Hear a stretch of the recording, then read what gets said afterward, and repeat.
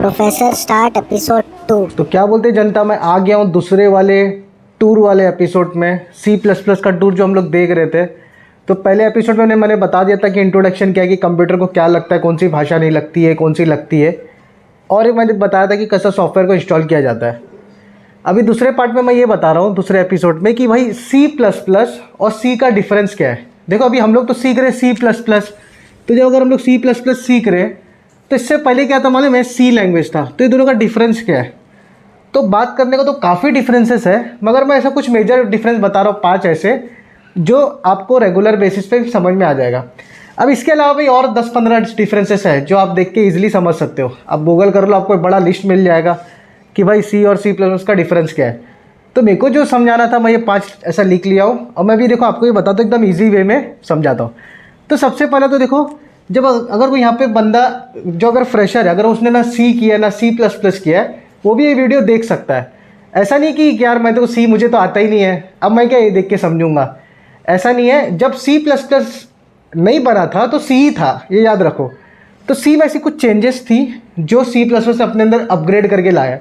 तो देख लेना चाहिए ना कि क्या इसमें नुकसान है, क्या इसमें फ़ायदा है। तो देखो सबसे पहला मैं ये पॉइंट आपसे डिस्कस करता हूँ। अगर C++ में ना स्कैनएफ और प्रिंटएफ ये दोनों का काम ना पहले होता था, लेकिन ये ना प्रिंटएफ मतलब प्रिंट करने के काम आता है, स्कैनएफ मतलब यूज़र में कुछ इनपुट लेने का काम आएगा। तो वैसे यहाँ पर ना सी आउट क्या करेगा मालूम है, प्रिंटएफ के ऐसा काम करेगा, और सी इन किसके ऐसा काम करेगा, स्कैनएफ के ऐसा। तो क्लियर हो गया। तो जहाँ पर स्कैनएफ होता था, प्रिंटएफ होता था, वहाँ पर अभी कौन रहेगा, सी इन और सी आउट। तो एक पॉइंट समझ में आ गया रहेगा आई होप। अभी देखो दूसरा क्या बोल रहा है कि डज नॉट सपोर्ट इनहेरिटेंस।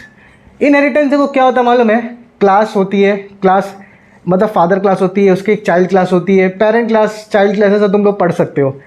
तो देखो सी लैंग्वेज में तो क्लास था ही नहीं। अब जाहिर सी बात है, जब सी लैंग्वेज में क्लास है नहीं तो इनहेरिटेंस का सवाल ही नहीं उठता, क्योंकि इनहेरिटेंस बोलता है भाई अगर मुझे अप्लाई करना चाहता है ना तो क्लास लाया कर। अभी क्लास लिखा ही नहीं तो तू मुझे कैसे अप्लाई कर पाएगा। तो ऐसा सी लैंग्वेज में ना क्लास होता ही नहीं है, लेकिन C++ में क्लास होता है। तो इससे ये समझ में आता है कि भाई इन C++ में काम करेगा, C में काम नहीं करेगा।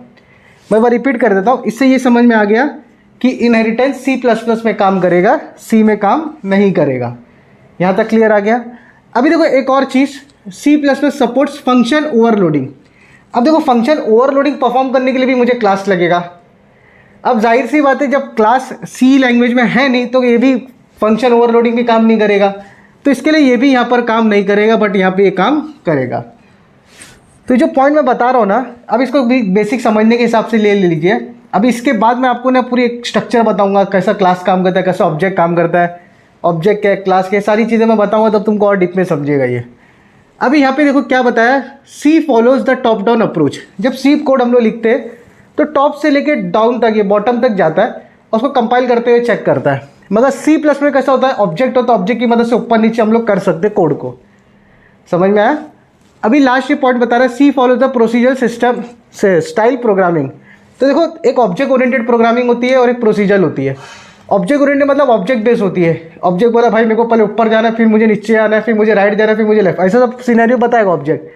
तो ऑब्जेक्ट के अकॉर्डिंग ये C++ चलेगा, बट यहाँ पे ऐसा नहीं है। एक प्रोसीजर मतलब स्टेप बाय स्टेप एक फॉर्मेट में चलने वाला है। तो ऐसा इसमें ये सिंपल से 5 थे। ऐसे ना बहुत सारे आप लोगों को मिलेंगे। जैसा आपके पास ओवरराइडिंग वाला कॉन्सेप्ट नहीं है, आपके पास एनकैप्सुलेशन वाला कॉन्सेप्ट नहीं है आपके पास, फिर इसके बाद यहाँ पर वो आ जाता है एब्स्ट्रैक्शन वाला फॉर्मूला कॉन्सेप्ट यहाँ पे नहीं है C लैंग्वेज में, बट आपको C++ में एब्स्ट्रैक्शन मिल जाएगा। मतलब ऐसी बहुत सारे डिफरेंसेस है जो आप लोग इसको देख के समझ सकते हो। तो ये फिलहाल में 5-6 तो ऐसे डॉट डॉट डालो, इसका मतलब और भी बहुत सारे डिफरेंसेस है, आप लोग एक बार उसको भी देख लेना। तो ये बेसिक से मैंने आपको डिफरेंस बता दिया C++ और C के बीच में। अभी जो मेरा 3rd एपिसोड रहेगा उसमें मैं स्ट्रक्चर ऑफ C++ का एक पहला छोटा सा प्रोग्राम बताऊंगा कि भाई छोटा सा C++ का प्रोग्राम लिखा कैसे जाता है, हेलो प्रिंट कैसे होता है, तो ये सारा मैं बताऊंगा। तो इसमें अगर कोई भी डाउट या कोई भी दिक्कत, जैसा भी कोई स्टूडेंट बोलता है इसको क्या एग्जाम में लिख सकते कभी difference between C and C++ आया तो 100% लिखो, ये पूरा राइट है, कोई सा दिक्कत नहीं आएगा। 5 लाइन लिख रहे हो आपको 5-5 मार्क्स मिल जाएगा, मतलब 5-5 10 नहीं मिलेगा, सिर्फ 5 ही मिलेगा आपको। ये इजीली 5 मार्क्स अचीव करवा सकता है आंसर, तो कोई दिक्कत नहीं है। तो डिफरेंस कभी पूछा C++ को तो ये उतार लो, कोई प्रॉब्लम नहीं आएगा। और दूसरी चीज़, अगर आपको कुछ ऐसा एडिशनल और पॉइंट्स जानना है आपको गूगल वगैरह कर लो, या मुझे कमेंट करो अगर कुछ पॉइंट गूगल पे नहीं समझा तो मैं इसके लिए आपको एक अलग से वीडियो बना के समझा दूंगा। और इसके साथ अभी मैं एपिसोड नंबर 3 ला रहा हूँ, ठीक है, बहुत जल्दी लाऊंगा।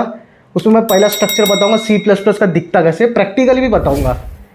तो बहुत से बच्चे ऐसा करते सोचते सर बोर्ड पे पढ़ा दिया कुछ समझ में नहीं आ रहा प्रैक्टिकल, हाँ तो दोनों की तरफ से मैं मदद करूँगा। तो बस खाली तुम लोग ही मेरे को थोड़ा सा प्यार दो, जैसा मैं तुमको प्यार दे रहा हूँ। इस चैनल को लाइक करो, शेयर करो, सब्सक्राइब करो, हाँ कमेंट करना तो बिल्कुल भी मत भूलना फटाक दिनी सी।